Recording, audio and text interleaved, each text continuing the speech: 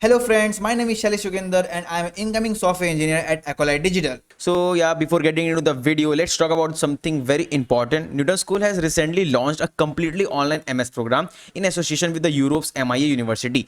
As you all know that the Newton School is dedicated to helping students to become a full stack developer and also get them placed at some of the best companies in the country. But now Newton School has gone one more step further with this MS degree program. If you're a working professional or a student interested in pursuing the masters in computer science but don't want to deal with the burden of high college fees, don't worry, as Newton School is now offering a special 1 year master degree completely online, allowing you to work and study from your home.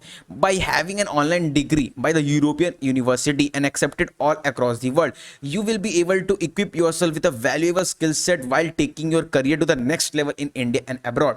If you wish to improve your chances of success in the computer science industry, there is no better time than today. For more information on how Newton School can offer this incredible opportunity, check out this website, and trust me guys, this MS program could prove to be a turning point in your career. So my friends, what are you waiting for? Check out the link in the description box and register. Then an expert from the Newton School will contact you directly. So hello friends, welcome back to the channel. तो वापस से आ गया हूँ यार DSA with C processor course लेकर। तो आज हम लोग पढ़ने वाले हैं यार, थंबनेल देखकर तो समझ में आ गया होगा हम लोग क्या पढ़ने वाले हैं। तो आज पढ़ने वाले हम लोग यार गाइस सब एरे, ठीक है। तो आज पढ़ने वाले हम लोग क्या, सब एरे, ओके। तो पिछले वीडियो मैंने बताया था आप लोगों को स्लाइडिंग विंडो टेक्निक की कैसे उसे यूज करते हैं, उसके ऊपर मैंने एक क्वेश्चन भी कराया था। तो आज मैं बताने वाला हूँ आप लोगों को पहले सब एरे, तो उसका टॉपिक लिख दो यहाँ पर, सब एरे, ओके, सब एरे, ओके। हैंडराइटिंग यार मुझे इग्नोर करना अगर अच्छा नहीं लग रहा आप लोगों को, क्योंकि मैं कॉपी में नहीं लिख रहा हूँ, ये पेन से लिख रहा हूँ, ठीक है। मतलब यहाँ थोड़ा अजीब हो जाता है यहाँ पर हैंडराइटिंग, ठीक है। तो वो सब हटाओ, सब एरे पढ़ने वाले हैं हम लोग, ठीक है। तो यार पिछले बार तो मैंने बताया था स्लाइडिंग विंडो टेक्निक, तो आज मैं बताऊंगा सब एरे। और इसमें मैं क्या करने वाला हूँ, आप लोगों को कंसेप्ट समझाने के बाद एक क्वेश्चन भी कराने वाला हूँ, जिससे आप लोगों को एक हैंड्स ऑन प्रैक्टिस हो जाएगा कि सब एरे से कैसे डील किया जाता है और कैसे क्या किया जाता है, ठीक है। तो ये सब करने वाले हैं, फाइन। तो बता दे सब एरे किसको बोलते हैं, ठीक है। तो पहले मैं एक ले लूँ एरे 1 2 3 4 5, ठीक है। ले लो और 6 7 ले लो, ठीक है, ले लिया। अब क्वेश्चन में बोलेगा कि हमें सब एरे मतलब कुछ भी फाइंड आउट करना है, क्वेश्चन में कुछ भी बोलेगा वो हटाओ, पहले सब एरे क्या होता है भाई वो तो समझ ले पहले, ठीक है। तो सब एरे किसको बोलते हैं, मैं क्या करता हूँ, एक 1 लेता हूँ सोलो, वो एक सब एरे है। 1 2 मिलके एक सब एरे बनता है, 1 2 3 मिलके एक सब एरे बनता है, 1 2 3 4 मिलके एक सब एरे बनता है, 1 2 3 4 5 मिलके एक सब एरे बनता है। यहाँ पर 2 3 मिलके सब एरे बनता है, 3 4 मिलके एक सब एरे हुआ, 4 5 6 सब एरे होता है, 4 5 सब एरे होता है, फिर 4 5 6 7 सब एरे होता है, 3 4 5 6 7 सब एरे होता है, 3 4 5 सब एरे होता है। मतलब समझ रहा हूँ मैं क्या बोल रहा हूँ, समझ में आ रहा है आप लोगों को। मैं ये बोलना चाह रहा हूँ, अगर आपका कोई भी एरे दिया हुआ है, फिर से लिख देता हूँ एक बार, अगर आप कोई भी एरे दिया हुआ है, अगर आप मतलब बगल बगल के सारे एलिमेंट्स करो, ठीक है। मतलब जैसे आपने 1 लिया तो सिर्फ 1 लेके छोड़ दो, या तो सिर्फ 1 2 लो, या तो 1 2 3 सबको लो, 1 2 3 4 सबको लो, ठीक है। बाजू वाले एलिमेंट्स को, मतलब जो बगल बगल में है अपने एडजेसेंट एलिमेंट्स को बस कंबाइन करके ग्रुप फॉर्म में उसे करके छोड़ दो, तो वो हो गया आपका सब एरे, ठीक है। ऐसा नहीं करना आपको 1 2 और 4 ये मिलके एक सब एरे हो गया, ऐसा नहीं है। आपको क्या करना है, आपको संग वाले एलिमेंट लेना, ठीक है। जो सट के बैठे ना एलिमेंट्स, उन्हें लेना है खाली आप लोगों को, ठीक है।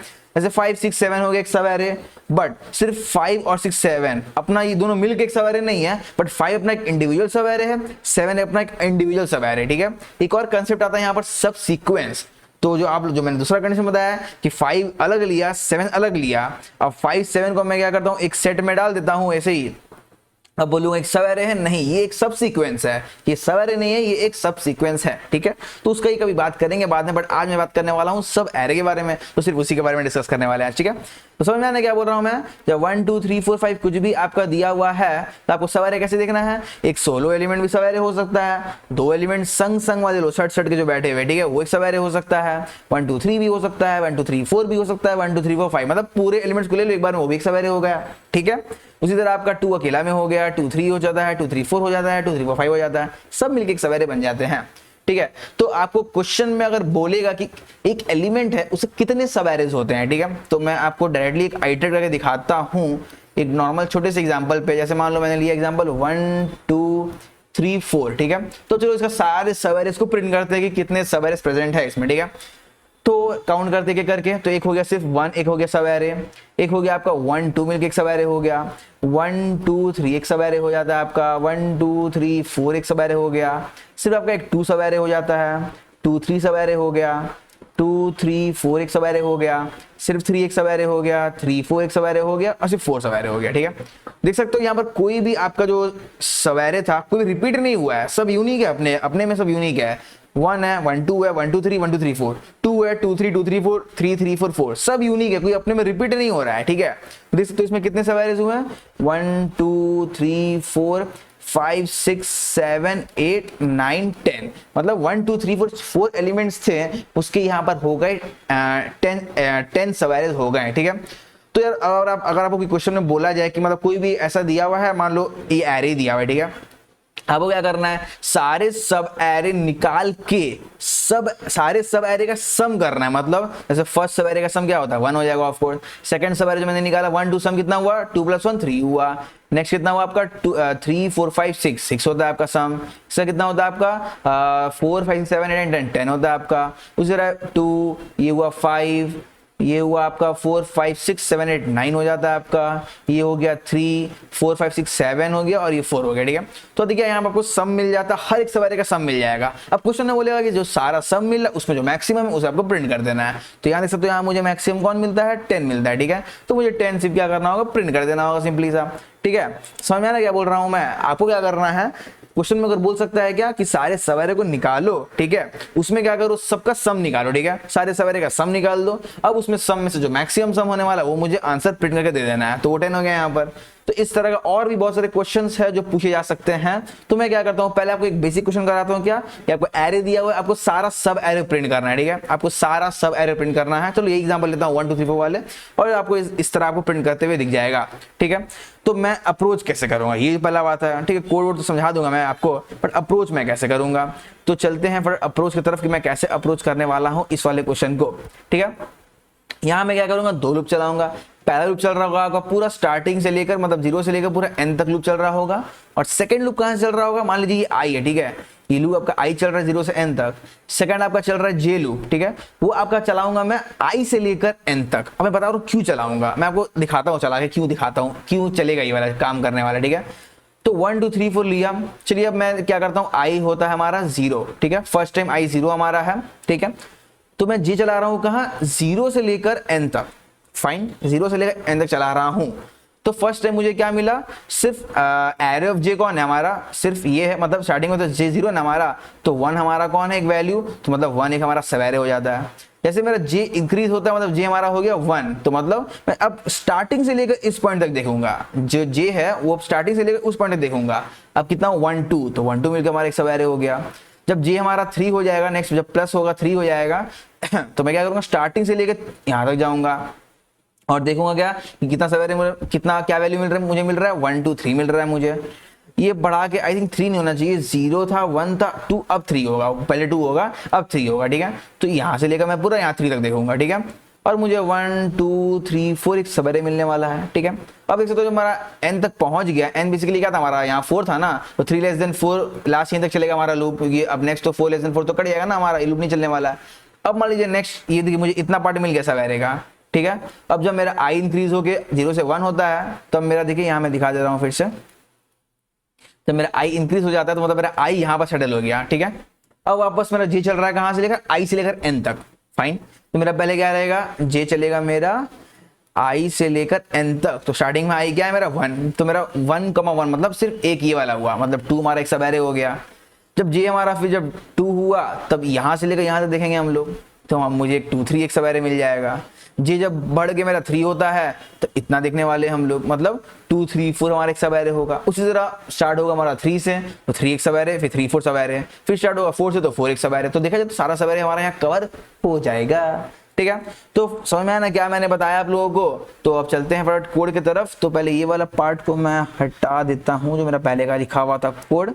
यहाँ आई थिंक के का कोई काम नहीं है। ठीक है, इसे हटाओ, और हाँ हो गया इतना कम। तो चलिए मैं क्या करता हूँ, सिंपली सारे सवेरे को प्रिंट करके दिखाता हूँ ना, ये ना मैंने बोला। तो क्या करूंगा, मैं चलाऊंगा फॉर लूप, फॉर चलेगा मेरा i = 0 i less than n, i plus plus, जैसे मैंने बताया आप लोगों को। नेक्स्ट लूप मेरा चलने वाला है इंट जे इक्वल टू आई से, और जे लेस देन चलने वाला है ग्रेटर देन, कैसे हो गया, j less than n j plus plus, ठीक है। अब देखिए मुझे ये तो मिल गया कि यहाँ सब एरे वगैरह मुझे दिख रहा है सब कुछ अच्छे से, ठीक है। अब मुझे क्या करना, प्रिंट करना है सारे सब एरे को। चलो क्या करना, पहले मैं काउंटर ही दिखाता हूँ करके, ठीक है। तो काउंटर पहले दिखाता हूँ, तो एक फिर प्रिंट करके दिखाऊंगा, ठीक है। तो लाइन से चलूंगा ना मैं, तो एक काउंटर ले लेता हूँ 0, और यहाँ बस क्या करना, मुझे C प्लस प्लस करना, कि मुझे एक एक सब एरे करके यहाँ मिलते जा रहा है, ठीक है। अब बस कुछ नहीं करना बचा है, इसको बस प्रिंट कर दो C को, ठीक है। तो आई थिंक मैंने 10 ले लिया, तो 10 नहीं लूंगा अभी के केस में, इससे करता हूँ ये n ले लेता हूँ 4, ठीक है। a n इक्वल टू 1 2 3 4, ठीक है, ये लेता हूँ। अब मैं रन करूंगा तो हम लोग का कितना वहां पर वैल्यू आया था, कितने सब एरेज आए थे, 10 आए थे ना। यहाँ देख भी लो एक बार, हाँ यहाँ पर कितने 10 थे, जो मैंने लिखा था यहाँ पर 10, ठीक है। तो 10 सब एरेज आए थे, और देखिए यहाँ पर आंसर मेरा 10 ही आया है, ठीक है।